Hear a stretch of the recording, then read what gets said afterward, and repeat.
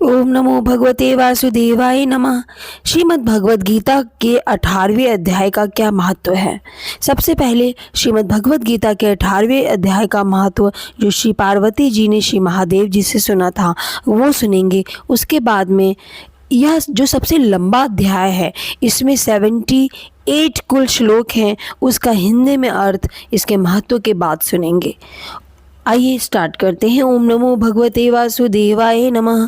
श्रीमद् भगवत गीता के 18वें अध्याय का महत्व। श्री पार्वती जी ने कहा, भगवान आपने 17वें अध्याय का महत्व बतलाया, अब 18वें अध्याय का महत्व का वर्णन कीजिए। श्री महादेव जी ने कहा, गिरिनंदिनी चिन्मय आनंद की धारा बहाने वाले 18वें अध्याय के पावन महत्व को तुम वेद से भी उत्तम समझो, श्रवण करो। यह संपूर्ण शास्त्रों का सर्वस्व, कानों में पड़ा हुआ रसायन के समान तथा संसार के यातना जाल को छिन्न भिन्न करने वाला है। सिद्ध पुरुषों के लिए यह परम रहस्य की वस्तु है। इसमें अविद्या का नाश करने की पूर्ण क्षमता है। यह भगवान विष्णु की चेतना तथा सर्वश्रेष्ठ परम पद है। इतना ही नहीं, यह विवेकमय लता का मूल, काम क्रोध और मद को नष्ट करने वाला है। इंद्र आदि देवताओं के चित्त का विश्राम मंदिर तथा सनक सनंदन आदि महायोगियों का मनोरंजन करने वाला है। इसके पाठ मात्र से यमदूतों की गर्जना बंद हो जाती है। पार्वती, इससे बढ़कर कोई ऐसा रहस्यमय उपदेश नहीं है जो संतप्त मानवों के त्रिविध ताप को हरने वाला और बड़े बड़े पातकों का नाश करने वाला हो। 18वें अध्याय का लोकोत्तर महात्म्य है। इसके संबंध में जो पवित्र उपाख्यान है उसे भक्ति पूर्वक सुनो। उसके श्रवण मात्र से जीव समस्त पापों से मुक्त हो जाता है।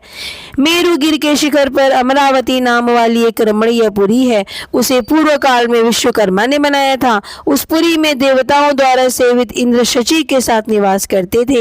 एक दिन वे सुखपूर्वक बैठे हुए थे। इतने ही में उन्होंने देखा कि भगवान विष्णु के दूतों से सेवित एक अन्य पुरुष वहां आ रहा है। इंद्र उस नवागत पुरुष के तेज से तिरस्कृत होकर तुरंत ही अपने मणिमय सिंहासन से मंडप में गिर पड़े। तब इंद्र के सेवकों ने देवलोक के साम्राज्य का मुकुट इस नूतन इंद्र के मस्तक पर रख दिया। फिर तो दिव्य गीत गाती हुई देवांगनाओं के साथ सब देवता उनकी आरती उतारने लगे। ऋषियों ने वेद मंत्रों का उच्चारण करके उन्हें अनेक आशीर्वाद दिए। गंधर्वों का ललित स्वर में मंगल में गान होने लगा। इस प्रकार इस नवीन इंद्र को 100 यज्ञों का अनुष्ठान किए बिना ही नाना प्रकार के उत्सवों से सेवित देखकर पुराने इंद्र को बड़ा आश्चर्य हुआ। वे सोचने लगे, इसने तो मार्ग में न कभी पौंसले बनवाए, न पोखरे खुदवाई, न पथिकों को विश्राम देने वाले बड़े बड़े वृक्ष ही लगवाए। अकाल पड़ने पर अन्नदान के द्वारा इसने प्राणियों का सत्कार भी नहीं किया। इसके द्वारा तीर्थों में, सत्र और गौओं में यज्ञ का अनुष्ठान भी नहीं किया गया। फिर इसने यहाँ भाग्य की दी हुई ये सारी वस्तुएं कैसे प्राप्त कर ली। इस चिंता से व्याकुल होकर इंद्र भगवान विष्णु से पूछने के लिए प्रेम पूर्वक क्षीर सागर के तट पर गए और वहां अकस्मात अपने साम्राज्य से भ्रष्ट होने का दुख निवेदन करते हुए बोले, लक्ष्मीकांत, मैंने पूर्व काल में आपकी प्रसन्नता के लिए 100 यज्ञों का अनुष्ठान यज्ञ किया था। उसी के पुण्य से मुझे इंद्र की प्राप्ति हुई थी। किंतु इस समय स्वर्ग में कोई भी दूसरा इंद्र अधिकार जमाए बैठा हुआ है। उसने तो न कभी धर्म का अनुष्ठान किया है और न ही यज्ञों का। फिर उसने मेरे दिव्य सिंहासन पर कैसे अधिकार जमा लिया। तब श्री भगवान बोलते हैं कि इंद्र वह गीता के 18वें अध्याय में से 5 श्लोकों का प्रतिदिन पाठ करता है। उसी के पुण्य से उसने तुम्हारे उत्तम साम्राज्य को प्राप्त कर लिया है। गीता के 18वें अध्याय का पाठ सब पुण्यों का शिरोमणि है। उसी का आश्रय लेकर तुम भी अपने पद पर स्थिर हो सकते हो। भगवान विष्णु के ये वचन सुनकर और उस उत्तम उपाय को जानकर इंद्र ब्राह्मण का वेश बनाए गोदावरी के तट पर गए। वहां उन्होंने कालिका ग्राम नामक उत्तम और पवित्र नगर देखा, जहां काल का भी मर्दन करने वाले भगवान कालेश्वर विराजमान है। वहीं का गोदावरी तट पर एक धर्म महात्मा ब्राह्मण बैठे थे जो बड़े ही दयालु और वेदों के पारंगत विद्वान थे। वे अपने मन को वश में करके प्रतिदिन गीता के 18वें अध्याय का स्वाध्याय किया करते थे। उन्हें देखकर इंद्र ने बड़ी प्रसन्नता के साथ उनके दोनों चरणों में मस्तक झुकाया और उन्हीं से 18वें अध्याय को पढ़ा। फिर उसी के पुण्य से उन्होंने श्री विष्णु का सायुज्य प्राप्त कर लिया। इंद्र आदि देवताओं का पद बहुत ही छोटा है, यह जानकर वे परम हर्ष के साथ उत्तम बैकुंठ धाम को गए। अतः यह अध्याय मुनियों के लिए श्रेष्ठ परम तत्व है। पार्वती, 18वें अध्याय के इस दिव्य महात्म्य का वर्णन समाप्त हुआ। इसके श्रवण मात्र से मनुष्य सब पापों से छुटकारा पा जाता है। इस प्रकार संपूर्ण गीता का पाप नाशक महात्म्य मैंने तुमसे बताया। महाभागे, जो पुरुष श्रद्धा युक्त होकर इसका श्रवण करता है वह समस्त यज्ञों का फल पाकर अंत में श्री विष्णु का सायुज्य प्राप्त कर लेता है। ओम नमो भगवते वासुदेवाय नमः। ओम नमो भगवते वासुदेवाय नमः। ओम नमो भगवते वासुदेवाय नमः। गीता का 18वां अध्याय। उसके उपरांत अर्जुन बोले, हे महाबाहो, हे अंतर्यामीन, हे वासुदेव, मैं संन्यास और त्याग के तत्व को पृथक पृथक जानना चाहता हूँ। इस प्रकार अर्जुन के पूछने पर श्री कृष्ण भगवान बोलते हैं कि कितने ही पंडित जन जो काम्य कर्मों के त्याग को संन्यास जानते हैं और कितने ही विचार कौशल पुरुष सब कर्मों के फल के त्याग को ही वो संन्यास समझते हैं, तथा कई विद्वान ऐसे कहते हैं कि जब कर्म सभी दोष युक्त हैं इसलिए त्यागने के योग्य है, और दूसरे विद्वान ऐसे कहते हैं कि यज्ञ दान और तप रूप कर्म त्यागने योग्य नहीं है। परंतु हे अर्जुन, उस त्याग के विषय में तू मेरे निश्चय को सुन। हे पुरुष श्रेष्ठ, वह त्याग सात्विक, राजस और तामस ऐसे तीनों प्रकार का कहा गया है। यज्ञ दान और तप रूप कर्म त्यागने के योग्य नहीं है, किंतु वह निसंदेह उसको करना हमारा कर्तव्य है, क्योंकि यज्ञ दान और तप यह तीनों ही बुद्धिमान पुरुषों को पवित्र करने वाला है। इसलिए हे पार्थ, यह यज्ञ दान और तप रूप कर्म तथा और भी सर्वश्रेष्ठ कर्म आसक्ति को और फलों को त्याग कर अवश्य करने चाहिए, ऐसा मेरा निश्चय किया हुआ उत्तम मत है। और हे अर्जुन, नियत कर्म का त्याग करना योग्य नहीं है, इसलिए मोह से उसका त्याग करना तामस त्याग कहा गया है। यदि कोई मनुष्य जो कुछ कर्म है वह सभी दुख रूप है ऐसा समझकर शारीरिक क्लेश के भय से कर्मों का त्याग कर दे, तो वह पुरुष उस राजस त्याग को करके भी त्याग के फल को प्राप्त नहीं होता है, अर्थात उसका वह त्याग करना व्यर्थ हो जाता है। इसलिए हे अर्जुन, करना कर्तव्य है ऐसा समझकर जो शास्त्र विधि से नियत किया हुआ कर्तव्य कर्म आसक्ति को और फल को त्याग कर किया जाता है वही सात्विक त्याग माना जाता है। अर्थात कर्तव्य कर्मों को स्वरूप से न त्याग कर उनमें से जो आसक्ति और फल का त्यागना है वही सात्विक त्याग माना जाता है। हे अर्जुन, जो पुरुष अकल्याणकारक कर्म से तो द्वेष नहीं करता है और कल्याणकारक कर्म में आसक्त नहीं होता है, वह शुद्ध सत्व गुण से युक्त हुआ पुरुष संशय रहित ज्ञानवान और त्यागी है, क्योंकि देहधारी पुरुष के द्वारा संपूर्णता से सब कर्म त्यागे जाने को शक्य नहीं है। इससे जो पुरुष कर्मों के फल का त्यागी है वही त्यागी है ऐसा कहा जाता है। सकामी पुरुषों के कर्म का ही अच्छा बुरा और मिला हुआ ऐसे 3 प्रकार के फल मरने के पश्चात प्राप्त होते हैं, और त्यागी पुरुषों के कर्मों का फल किसी काल में भी नहीं होता है, क्योंकि उनके द्वारा होने वाले कर्म वास्तव में कर्म नहीं है। हे महाबाहो, संपूर्ण कर्मों की सिद्धि के लिए अर्थात संपूर्ण कर्मों के सिद्ध होने में यह 5 हेतु सांख्य सिद्धांत कहे गए हैं, उनको तू मेरे से भली भांति जान। हे अर्जुन, इस विषय में आधार और कर्ता तथा न्यारे न्यारे करण और नाना प्रकार की न्यारी न्यारी चेष्टा और जैसा ही 5वां हेतु दैव कहा गया है, क्योंकि मनुष्य मन वाणी और शरीर से शास्त्र के अनुसार अथवा विपरीत भी जो कुछ कर्म आरंभ करता है उसके यह 5 ही कारण हैं। परंतु ऐसा होने पर भी जो पुरुष अशुद्ध बुद्धि होने के कारण उस विषय में केवल शुद्ध स्वरूप आत्मा को करता देखता है, वह मलिन बुद्धि वाला अज्ञानी यथार्थ नहीं देखता है। हे अर्जुन, जिस पुरुष के अंतःकरण में मैं करता हूँ ऐसा भाव नहीं है तथा जिसकी बुद्धि सांसारिक पदार्थों में और संपूर्ण कर्मों में लिपायमान नहीं होती है, वह पुरुष इन सब लोगों को मारकर भी वास्तव में न तो मरता है और न पाप से ही बंधता है। हे भारत, ज्ञाता, ज्ञान और ज्ञेय यह तीनों तो कर्म के प्रेरक हैं, अर्थात इन तीनों के संयोग से तो कर्म में प्रवृत्त होने की इच्छा उत्पन्न होती है, और कर्ता, करण और क्रिया यह तीनों कर्म के संग्रह हैं, अर्थात इन तीनों के संयोग से ही कर्म बनता है। उन सब में ज्ञान, कर्म तथा कर्ता भी गुणों के भेद से सांख्य शास्त्र में 3-3 प्रकार से कहे गए हैं, उनको भी तू मेरे से भली भांति सुन। हे अर्जुन, जिस ज्ञान से मनुष्य पृथक पृथक सब भूतों में एक अविनाशी परमात्मा भाव को विभाग रहित संभाव से स्थित देखता है, उस ज्ञान को तू सात्विक जान, और जो ज्ञान अर्थात जिस ज्ञान ज्ञान के द्वारा मनुष्य संपूर्ण भूतों में भिन्न भिन्न प्रकार के अनेक भावों को न्यारा न्यारा करके जानता है, उस ज्ञान को तू राजस जान। और जो ज्ञान एक कार्य रूप शरीर में ही संपूर्णता के सदृश आसक्त है, अर्थात जिस विपरीत ज्ञान के द्वारा मनुष्य एक क्षणभंगुर नाशवान शरीर को ही आत्मा मानकर उसमें सर्वस्व की भांति आसक्त रहता है, तथा जो बिना युक्ति वाला तत्व अर्थ से रहित और तुच्छ है, वह ज्ञान तामस कहा गया है। हे अर्जुन, जो कर्म शास्त्र विधि से नियत किया हुआ और बिना कर्तापन के अभिमान से रहित फल को न चाहने वाले पुरुष द्वारा बिना राग द्वेष से किया हुआ है, वह कर्म सात्विक कहलाता है। और जो कर्म बहुत परिश्रम से युक्त है तथा फल को चाहने वाले और अहंकार युक्त पुरुष द्वारा किया जाता है, वह कर्म राजस कहलाता है। तथा जो कर्म परिणाम, हानि, हिंसा और सामर्थ्य को न विचार कर केवल अज्ञान से आरंभ किया जाता है, वह कर्म तामस कहा जाता है। हे अर्जुन, जो कर्ता आसक्ति से रहित और अहंकार के वचन न बोलने वाला, धैर्य उत्साह से युक्त, कार्य के सिद्ध होने और न होने में हर्ष शोक आदि विकारों से रहित होता है, वह कर्ता तो सात्विक कहा जाता है।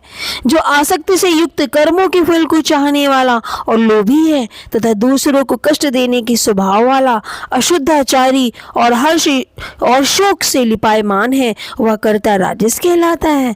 जो विक्षेप युक्त चित्त वाला, शिक्षा से रहित, घमंडी, धूर्त और दूसरों की आजीविका का नाशक एवं शोक करने के स्वभाव वाला, आलसी और दीर्घ सूत्री है, वह कर्ता तामस कहा जाता है। हे अर्जुन, तू बुद्धि का और धारण शक्ति का भी गुणों के कारण 3 प्रकार का भेद संपूर्णता से विभाग पूर्वक मेरे से कहा हुआ सुन। हे पार्थ, प्रवृत्ति मार्ग और निवृत्ति मार्ग को तथा और अकर्तव्य को एवं भय और अभय को, बंधन और मोक्ष को जिस बुद्धि तत्व से जानती है, वह बुद्धि तो सात्विकी है। हे पार्थ, जिस बुद्धि के द्वारा मनुष्य धर्म और अधर्म को और अकर्तव्य को भी यथार्थ नहीं जानता है, वह बुद्धि राजसी है। और हे अर्जुन, जो तमोगुण से आवृत हुई बुद्धि अधर्म को धर्म ऐसा मानती है और भी संपूर्ण अर्थों को विपरीत ही मानती है, वह बुद्धि तामसी है। हे पार्थ, ध्यान योग के द्वारा जिस अव्यभिचारिणी धारणा से मनुष्य मन, प्राण और इंद्रियों की क्रियाओं को धारण करता है, वह धारणा तो सात्विकी है। और हे प्रथा पुत्र अर्जुन, फल की इच्छा वाला मनुष्य अति आसक्ति से जिस धारणा के द्वारा धर्म, अर्थ और कामों को धारण करता है, वह धारणा राजसी है। और हे पार्थ, दुष्ट बुद्धि वाला मनुष्य जिस धारणा के द्वारा निद्रा, भय, चिंता और दुख को और उन्मत्तता को भी नहीं छोड़ता है, अर्थात धारण किए रहता है, वह धारणा तामसी है। हे अर्जुन, अब सुख भी तू 3 प्रकार का मेरे से सुन। भरत श्रेष्ठ, जिस सुख में साधक पुरुष भजन, ध्यान और सेवा आदि के अभ्यास से रमण रहता है और दुखों के अंत को प्राप्त होता है, वह सुख प्रथम साधन के आरंभ काल में यद्यपि विष के सदृश लगता है, परंतु परिणाम में अमृत के तुल्य है। इसलिए जो भगवत विषयक बुद्धि के प्रसाद से उत्पन्न हुआ सुख है, वह सात्विक कहा जाता है। और जो सुख विषय और इंद्रियों के संयोग से होता है, वह यद्यपि भोग काल में अमृत की तरह लगता है, परंतु परिणाम में भी विष के सदृश है, इसलिए वह सुख राजस कहा जाता है। तथा जो सुख भोग काल में और परिणाम में भी आत्मा को मोहने वाला है, वह निद्रा, आलस्य और प्रमाद से उत्पन्न हुआ सुख तामस कहा जाता है। और हे अर्जुन, पृथ्वी में या स्वर्ग में अथवा देवताओं में ऐसा वह कोई भी प्राणी नहीं है जो इन प्रकृति से उत्पन्न हुए तीनों गुणों से रहित हो, क्योंकि यावन व मात्र सर्व जगत त्रिगुणमयी माया का ही विकार है। ब्राह्मण, क्षत्रिय और वैश्यों के तथा शूद्रों के भी कर्म स्वभाव से उत्पन्न हुए गुणों करके विभक्त किए गए हैं, अर्थात पूर्वकृत कर्मों के संस्कार रूप स्वभाव से उत्पन्न हुए गुणों के अनुसार विभक्त किए गए हैं। उनमें अंतःकरण का निग्रह, इंद्रियों का दमन, बाहर भीतर की शुद्धि, धर्म के लिए कष्ट सहन करना और क्षमा भाव एवं मन, इंद्रियां और शरीर की सरलता, आस्तिक बुद्धि, शास्त्र विषय ज्ञान और परमात्म तत्व का अनुभव भी ये तो ब्राह्मण की स्वाभाविक कर्म है। शूरवीरता, तेज, धैर्य, चतुरता और युद्ध में भी न भागने का स्वभाव एवं दान और स्वाभिमान अर्थात निस्वार्थ सब भाव से सबका हित सोचकर शास्त्राज्ञानुसार शासन द्वारा प्रेम के सहित पुत्र तुल्य प्रजा को पालन करने का भाव, ये सब क्षत्रिय के स्वाभाविक कर्म हैं। खेती, गोपालन और क्रय विक्रय रूप सत्य व्यवहार और ये वैश्य के स्वाभाविक कर्म हैं और सब वर्णों की सेवा करना यह शूद्र का भी स्वाभाविक कर्म है। एवं अपने अपने स्वाभाविक कर्म में लगा हुआ मनुष्य भगवत प्राप्ति रूप परम सिद्धि को प्राप्त होता है। परंतु जिस प्रकार से अपने स्वाभाविक कर्म में लगा हुआ मनुष्य परम सिद्धि को प्राप्त होता है, उस विधि को तू मुझसे सुन। हे अर्जुन, जिस परमात्मा से सर्वभूतों की उत्पत्ति हुई है और जिससे यह सर्व जगत व्याप्त है, उस परमेश्वर को अपने स्वाभाविक कर्म द्वारा पूजकर मनुष्य परम सिद्धि को प्राप्त होता है। इसलिए अच्छी प्रकार आचरण किए हुए दूसरों के धर्म से गुण रहित भी अपना धर्म श्रेष्ठ है, क्योंकि स्वभाव से नियत किए हुए स्वधर्म रूप कर्म को करता हुआ मनुष्य पाप को नहीं प्राप्त होता है। इसलिए हे कुंती पुत्र, दोष युक्त भी स्वाभाविक कर्म को नहीं त्यागना चाहिए, क्योंकि धुएं से अग्नि के सदृश सब कर्म किसी न किसी दोष से आवृत हैं। अर्जुन, सर्वत्र आसक्ति रहित बुद्धि वाला, स्पृहा रहित और जीते हुए अंतःकरण वाला पुरुष सांख्य योग के द्वारा भी परम नैष्कर्म सिद्धि को प्राप्त होता है, अर्थात क्रिया रहित शुद्ध सच्चिदानंद घन परमात्मा की प्राप्ति रूप परम सिद्धि को प्राप्त होता है। इसलिए हे कुंती पुत्र, अंतःकरण की शुद्धि रूप सिद्धि को प्राप्त हुआ पुरुष जैसे सांख्य योग के द्वारा सच्चिदानंद घन ब्रह्म को प्राप्त होता है, तथा जो तत्वज्ञान की निष्ठा है उसको भी तू मेरे से संक्षेप में जान। हे अर्जुन, विशुद्ध बुद्धि से युक्त एकांत और शुद्ध देश का सेवन करने वाले तथा मिताहारी अर्थात अल्प आहार करने वाले, जीते हुए मन, वाणी और शरीर वाला और दृढ़ वैराग्य को भली प्रकार प्राप्त किया हुआ पुरुष निरंतर ध्यान योग के परायण हुआ, सात्विक धारणा से अंतःकरण को वश में करके तथा शब्दाधिक विषयों को त्याग कर और राग देशों को नष्ट करके तथा अहंकार, बल, घमंड, काम, क्रोध, संग्रह को त्याग कर ममता रहित और शांत अंतःकरण हुआ, सच्चिदानंद घन ब्रह्म में एक ही भाव होने के योग्य होता है। फिर वह सच्चिदानंद घन ब्रह्म में एक ही भाव से स्थित हुआ प्रसन्न चित्त वाला पुरुष न तो किसी वस्तु के लिए शोक करता है और न किसी की आकांक्षा ही करता है, एवं सब भूतों में संभाव हुआ मेरी पराभक्ति को प्राप्त होता है। उस पराभक्ति के द्वारा मेरे को तत्व से भली प्रकार जानता है तथा मैं जो और जिस प्रभाव वाला हूँ और उस भक्ति से मेरे को तत्व से जानकर तत्काल ही मेरे में प्रवेश हो जाता है, अर्थात अनन्य भाव से मेरे को प्राप्त हो जाता है। फिर उसकी दृष्टि में मुझ वासुदेव के सिवा और कुछ भी नहीं रहता।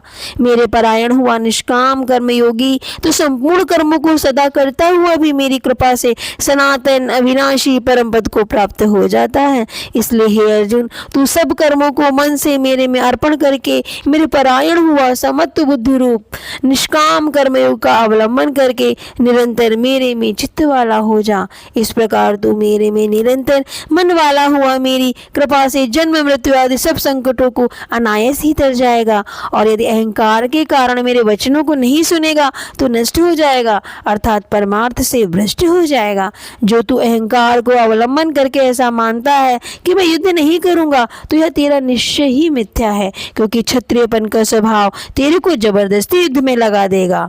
हे अर्जुन, जिस कर्म को तू मोह से नहीं करना चाहता उसको भी अपने पूर्वकृत स्वाभाविक कर्म से बंधा हुआ परवश होकर करेगा, क्योंकि हे अर्जुन, शरीर रूप यंत्र में आरूढ़ हुए संपूर्ण प्राणियों को अंतर्यामी परमेश्वर अपनी माया से उनके कर्मों के अनुसार भ्रमाता हुआ सब भूत प्राणियों के हृदय में स्थित है। इसलिए हे भारत, सब प्रकार से उस परमेश्वर को ही अनन्य शरण को प्राप्त हो जाओ। उस परमात्मा की कृपा से ही परम शांति को और सनातन परम धाम को प्राप्त होगे। इस प्रकार यह गोपनीय से भी अति गोपनीय ज्ञान मैंने तेरे लिए कहा है। इस रहस्य युक्त ज्ञान को संपूर्णता से अच्छी प्रकार विचार के फिर तू जैसा चाहे वैसा ही कर, अर्थात जैसी तेरी इच्छा हो वैसे ही कर। इतना कहने पर भी अर्जुन का कोई उत्तर न मिल पाने के कारण श्री कृष्ण भगवान फिर बोले, हे अर्जुन, संपूर्ण गोपनीयों से भी अति गोपनीय मेरे परम रहस्य युक्त वचन को तू फिर भी सुन, क्योंकि तू मेरा अतिशय प्रिय है। इसमें यह परम हितकारक वचन मैं तेरे लिए कहूँगा। हे अर्जुन, तू केवल मुझ सच्चिदानंद घन वासुदेव परमात्मा में ही अनन्य प्रेम से नित्य निरंतर अचल मन वाला हो और मुझ परमेश्वर को ही अतिशय श्रद्धा भक्ति सहित निष्काम भाव से नाम, गुण और प्रभाव के श्रवण, कीर्तन, मनन और पठन पाठन द्वारा निरंतर भजने वाला हो तथा मेरा शंख, चक्र, गदा, पद्म, किरीट, कुंडल आदि भूषणों से युक्त पीतांबर, वनमाला और कौतुंभ मणिधारी मन, वाणी और शरीर के द्वारा सर्वस्व अर्पण करके अतिशय श्रद्धा, भक्ति और प्रेम से विह्वलता पूर्वक पूजन करने वाला हो और मुझ सर्वशक्तिमान, विभूति, बल,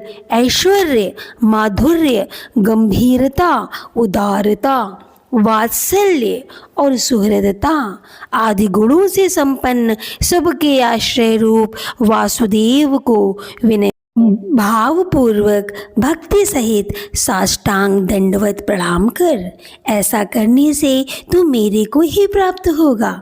यह मैं तेरे लिए सत्य प्रतिज्ञा करता हूँ, क्योंकि तू मेरा अत्यंत प्रिय सखा है। इसलिए सर्वधर्मों को अर्थात संपूर्ण कर्मों के आश्रय को त्याग कर केवल एक मुझ सच्चिदानंद घन वासुदेव परमात्मा की ही अनन्य शरण को प्राप्त हो। मैं तेरे को संपूर्ण पापों से मुक्त कर दूंगा, तू शोक मत कर। हे अर्जुन, इस प्रकार तेरे हित के लिए कहे हुए इस गीता रूप परम रहस्य को किसी काल में भी न तो तप रहित मनुष्य के प्रति कहना चाहिए और न भक्ति रहित के प्रति, यह तथा न बिना सुनने की इच्छा वाले के ही प्रति कहना चाहिए। एवं जो मेरी निंदा करता है उसके प्रति तो कभी नहीं कहना चाहिए, परंतु जिनमें यह सब दोष नहीं हो ऐसे भक्तों के प्रति प्रेम पूर्वक उत्साह के सहित कहना चाहिए। क्योंकि जो पुरुष मेरे में परम प्रेम करके इस परम रहस्य युक्त गीता शास्त्र को मेरे भक्तों में कहेगा, अर्थात निष्काम भाव से प्रेम पूर्वक मेरे भक्तों को पढ़ावेगा या अर्थ की व्याख्या द्वारा इसका प्रचार करेगा, वह निसंदेह मेरे को ही प्राप्त होगा। और न तो इसमें बढ़कर मेरा अतिशय प्रिय कार्य करने वाला मनुष्यों में कोई है और न उससे बढ़कर मेरा अत्यंत प्यारा पृथ्वी में दूसरा कोई होएगा। इसलिए ही अर्जुन, जो पुरुष इस धर्म में हम दोनों के संवाद रूप गीता शास्त्र को पढ़ेगा अर्थात नित्य पाठ करेगा, उसके द्वारा मैं ज्ञान यज्ञ से पूजित होऊंगा, ऐसा मेरा मानना है। जो पुरुष श्रद्धायुक्त और दोष दृष्टि से रहित इस गीता शास्त्र का श्रवण मात्र भी करेगा, वह भी पापों से मुक्त हो जाएगा। और उत्तम कर्म करने वालों के तो श्रेष्ठ लोकों को ही प्राप्त हो जाएंगे। इस प्रकार गीता का महत्व बताकर भगवान श्री कृष्णचंद्र आनंद कंद ने अर्जुन से पूछा, हे पार्थ, क्या यह मेरा वचन तुम्हें एकाग्रचित्त से श्रवण तुमने किया है? और हे धनंजय, क्या तेरा अज्ञान से उत्पन्न हुआ मोह नष्ट हुआ है? इस प्रकार भगवान के पूछे पूछने पर अर्जुन बोले, हे अच्युत, आपकी कृपा से मेरा मोह नष्ट हो गया है और मुझे स्मृति प्राप्त हुई है, इसलिए मैं संशय रहित हुआ स्थित हूँ और आपकी आज्ञा पालन करूँगा। इसके उपरांत संजय बोले, हे राजन, इस प्रकार मैंने श्री वासुदेव के और महात्मा अर्जुन के इस अद्भुत रहस्य युक्त और रोमांचकारक संवाद को सुना। कैसे कि श्री व्यास जी की कृपा से दिव्य दृष्टि द्वारा मैंने इस परम रहस्य युक्त गोपनीय योग को साक्षात कहते हुए स्वयं योगेश्वर श्री कृष्ण भगवान से सुना है। इसलिए हे राजन, श्री कृष्ण भगवान और अर्जुन के इस रहस्य युक्त कल्याणकारक और अद्भुत संवाद को पुनः पुनः स्मरण करके मैं बारंबार हर्षित होता हूँ। इसलिए हे राजन, श्री हरि के उस अति अद्भुत रूप को भी पुनः पुनः स्मरण करके मेरे चित्त में महान आश्चर्य होता है और मैं बारंबार हर्षित होता हूँ। हे राजन, विशेष क्या कहूँ, जहाँ योगेश्वर श्री कृष्ण भगवान हैं और जहाँ गांडीव धनुषधारी अर्जुन है, वहीं पर श्री विजय विभूति और अचल नीति है, ऐसा मेरा मानना है। इति श्रीमद्भगवत गीता रूपी उपनिषद एवं ब्रह्म विद्या तथा योग शास्त्र विषयक श्री कृष्ण और अर्जुन के संवाद में मोक्ष संन्यास योग नामक 18वां अध्याय। ओम नमो भगवते वासुदेवाय नमः। ओम नमो भगवते वासुदेवाय नमः। ओम नमो भगवते वासुदेवाय नमः। इस तरह से गीता के सभी 18 अध्याय संपूर्ण हो गए हैं और इसके लिए एक प्लेलिस्ट बनाई गई है, गीता के अध्याय और उनका महत्व। उस प्लेलिस्ट में सभी 18 अध्याय सुरक्षित हैं। आप उन 18 अध्यायों का क्रमशः प्रतिदिन एक एक अध्याय अवश्य सुनें और इसे अपने जीवन की आदत बना लें। जैसे कि खाना हमारा एक बिल्कुल नियत समय पे बिल्कुल डिसाइडेड होता है, हम खाते ही हैं, उसी तरह से इसलिए हमें नित्य प्रतिदिन आदत बना लेनी चाहिए कि कम से कम एक अध्याय का श्रवण हमें प्रतिदिन अवश्य करना चाहिए। सनातनी हिंदू होने के नाते हमें श्री कृष्ण भगवान के मुख से कहे हुए इन आदर्श वाक्यों को ज़रूर सुनना चाहिए, इनको अपने जीवन में भी उतारना चाहिए, जिससे हमारी बहुत सी समस्याएं बहुत आसानी से ख़त्म हो सकती हैं। ओम नमो भगवते वासुदेवाय नमः। मैंने एक सेपरेट वीडियो भी बनाया है जिसमें एक ही वीडियो में संपूर्ण भगवत गीता है। अगर आप अलग अलग अध्याय नहीं पढ़ना चाहते हैं, क्योंकि इसमें जितने भी अध्याय हैं, ये जो वीडियोस हैं, इसमें इसका महत्व पहले कहा गया है, उसके बाद में गीता का अध्याय पढ़ा गया है। एक वीडियो अलग से बनाया गया है जिसमें संपूर्ण गीता के अध्याय का सार एक ही वीडियो में है। आप उसको भी सुन सकते हैं, नित्य प्रतिदिन उनको सुनिए और भगवान का आशीर्वाद प्राप्त कीजिए। ओम नमो भगवते वासुदेवाय नमः।